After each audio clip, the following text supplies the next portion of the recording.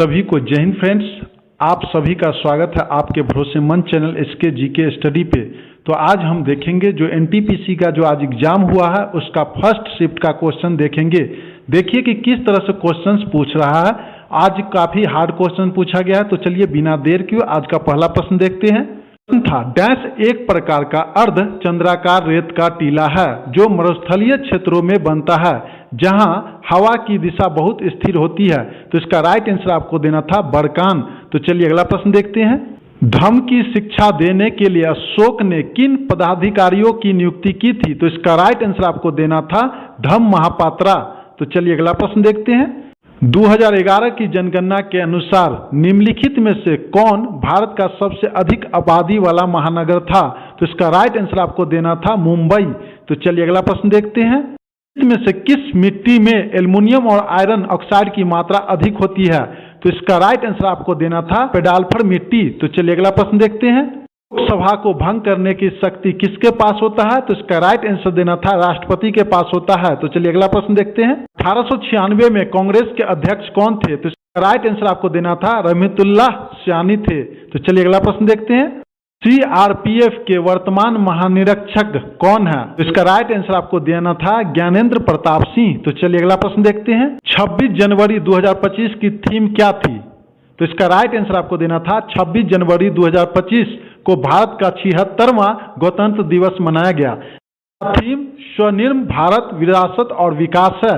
तो चलिए अगला प्रश्न देखते हैं। भारत के संविधान का अनुच्छेद 315 किससे संबंधित है? तो इसका राइट आंसर आपको देना था यूपीएससी। ऑप्शन में आपको यूपीएससी पूछा था तो इसलिए इसका राइट आंसर यूपीएससी होता। तो चलिए अगला प्रश्न देखते हैं। पूछा था निम्नलिखित में से कौन सा बंदरगाह भारत के पश्चिम तट पर स्थित नहीं है? तो यहाँ पे आपको 4 ऑप्शंस दिया होगा तो उसमें आपको राइट आंसर आपको मानना था विशाखापट्टनम बंदरगाह जो कि पश्चिम तट में स्थित नहीं है। बट पश्चिम तट में 6 बंदरगाह उपस्थित है। तो कौन कौन है चलिए जान लेते हैं। भारत के पश्चिम तट में स्थित 6 बंदरगाह अर्थात कंडाला पोर्ट जो कि गुजरात में है, मुंबई जो कि महाराष्ट्र में है, नवसेवा जो कि जवाहरलाल नेहरू बंदरगाह है, मुरमागो न्यू मंगलौर जो कि कर्नाटक में और कोची है। ये कहाँ है? तो ये पश्चिमी तट में है लेकिन विशाखापट्टनम इसका राइट आंसर होता। तो चलिए अगला प्रश्न देखते हैं। कुचिपुड़ी नृत्य शैली का नाम एक गांव के नाम पर रखा गया है जो आंध्र प्रदेश के निम्नलिखित में से किस जिले में स्थित है? तो इसका राइट आंसर आपको देना था आंध्र प्रदेश का कृष्णा जिला। तो चलिए अगला प्रश्न देखते हैं। वह देश जो पूरी तरह से स्थलरूद्ध है और जिसकी सीमा भारत से लगती है वह कौन है? तो इसका राइट आंसर आपको देना था नेपाल। ऑप्शन में नेपाल था। अगला प्रश्न देखते हैं। गोविंद वल्लभ पंत किस राज्य के मुख्यमंत्री थे? तो गोविंद वल्लभ पंत उत्तर प्रदेश राज्य के पहले मुख्यमंत्री थे, पहला चीफ मिनिस्टर थे ये उत्तर प्रदेश का, समझे। तो चलिए अगला प्रश्न देखते हैं। कांग्रेस के किस अधिवेशन में वर्नाकुलर प्रेस एक्ट के खिलाफ प्रस्ताव पारित किया गया था? तो इसका राइट आंसर आपको देना था 1887 के मद्रास अधिवेशन। तो चलिए अगला प्रश्न देखते हैं।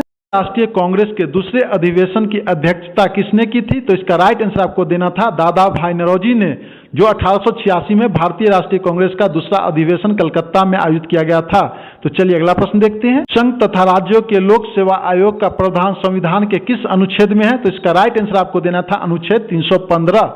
यूपीएससी से रिलेटेड है तो 315। चलिए प्रश्न अगला देखते हैं। 2024 यूएस ओपन पुरुष एकल का खिताब किसने जीता? तो इसका राइट आंसर आपको देना था इटली के जैनिक सिनर ने जीता। समझे कौन? जैनिक सिनर जो ऑप्शन में था। तो अगला प्रश्न देखते हैं। केरल का राजकीय गीत कौन सा है? तो इसका राइट आंसर आपको देना था भूटा गीत। तो चलिए अगला प्रश्न देखते हैं। महिला सुरक्षा और सशक्तिकरण पर एस-ट्री शिखर सम्मेलन 2025 कौन से शहर में आयोजित किया गया था? तो इसका राइट आंसर देना था हैदराबाद सिटी। चलिए इसे विस्तार से देखते हैं। 15 अप्रैल 2025 को Hyderabad city security counselling SCSC के द्वारा आयोजित किया गया था। तो चलिए अगला प्रश्न देखते हैं। सतवाहन वंश का शक्तिशाली शासक कौन था? तो इसका राइट आंसर आपको देना था गौतमी पुत्र सतकर्णी था। समझे फ्रेंड्स। अगला प्रश्न देखते हैं। भारतीय क्रांति की जननी के रूप में किसे जाना जाता है? तो इसका राइट आंसर आपको देना था मैडम भीकाजी कामा को जाना जाता है। तो चलिए अगला प्रश्न देखते हैं। खंड विधानसभा चुनाव 2024 में झारखंड मुक्ति मोर्चा जेएमएम को कितनी सीटें मिली थी? तो इसका राइट आंसर आपको देना था 34 सीटें मिली थी जेएमएम को। तो चलिए अगला प्रश्न देखते हैं। में किसी फाइल को रीनेम का सबसे आसान तरीका कौन सा हो सकता है? तो देखिए ये कई तरीका हो सकता है, तो चलिए हम देखते हैं कौन कौन तरीका होता है। उस फाइल पर माउस से क्लिक करें, फिर कीबोर्ड को F2 बटन दबाएं, अब नया नाम टाइप करें और इंटर दबाएं। दूसरा तरीका देख लेते हैं। दूसरा तरीका था फाइल पर राइट क्लिक करें, फिर रीनेम विकल्प चुनें, नया नाम लिखें और इंटर दबाएं। तो यही ऑप्शन में था। तो चलिए अगला प्रश्न देखते हैं। इसरो द्वारा हाल ही में परीक्षण किया गया क्रायोजेनिक इंजन CE-20 किस लॉन्च व्हीकल के क्रायोजेनिक ऊपरी चरण में प्रयोग किया जाएगा? तो इसका राइट आंसर आपको देना था LVM-3 लॉन्च व्हीकल के। चलिए अगला प्रश्न देखते हैं। त्रिस्तरीय पंचायत व्यवस्था क्यों लागू किया गया? इसका राइट आंसर आपको देना था त्रिस्तरीय पंचायत व्यवस्था इसलिए लागू की गई है ताकि ग्रामीण क्षेत्रों में लोकतांत्रिक विकेंद्रीकरण को बढ़ावा मिले, स्थानीय स्तर पर जनता की भागीदारी बढ़े और ग्रामीण प्रशासन तथा विकास को अधिक प्रभावी, उत्तरदायी और पारदर्शी बनाया जा सके। तो इसका राइट आंसर ये होता। तो चलिए अगला प्रश्न देखते हैं। आपतन कोण, आपतित किरण और परावर्तित किरण ये तीनों कहाँ होते हैं दर्पण के? तो इसका राइट आंसर आपको देना था, क्या देना था? एक ही तल में, एक ही प्लेन में होता है। चलिए विस्तार से देखते हैं। ये तीनों आपतित किरण, परावर्तित किरण और अविलंब एक ही तल में होते हैं और वह तल दर्पण की सतह के लंब रूप नॉर्मल होता है जहां पे आपतित किरण दर्पण से टकराती है। समझे फ्रेंड्स? तो चलिए अगला प्रश्न देखते हैं। जाइलम और फ्लोएम में कौन सा उत्तक पाया जाता है? तो इसका राइट आंसर आपको देना था संवहन उत्तक। अगला प्रश्न देखते हैं।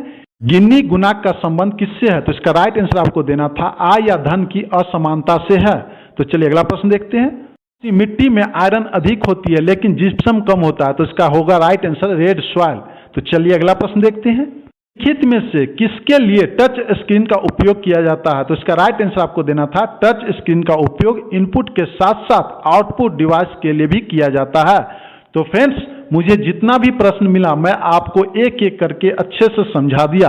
फ्रेंड्स जानकारी अच्छी लगी तो प्लीज लाइक कर दीजिए और जो लोग चैनल पर नए हैं प्लीज सब्सक्राइब कर लीजिए, बेल आइकन की घंटी को ऑन कर लीजिए ताकि आपको नोटिफिकेशन सबसे पहले मिल सके। फ्रेंड्स यहाँ पे हम मंथली करंट अफेयर का वीडियो डालते हैं, आप देखिए, आपको हर एग्जाम में फायदा मिलेगा। बड़े यूट्यूबर को तो हर कोई सपोर्ट करते हैं, फ्रेंड्स हम यहाँ पे स्टार्ट किए हैं, प्लीज आप लोग सपोर्ट कीजिए। मिलते हैं नेक्स्ट वीडियो में। अपने माँ बाप का नाम रोशन कीजिए। जय हिंद, जय भारत।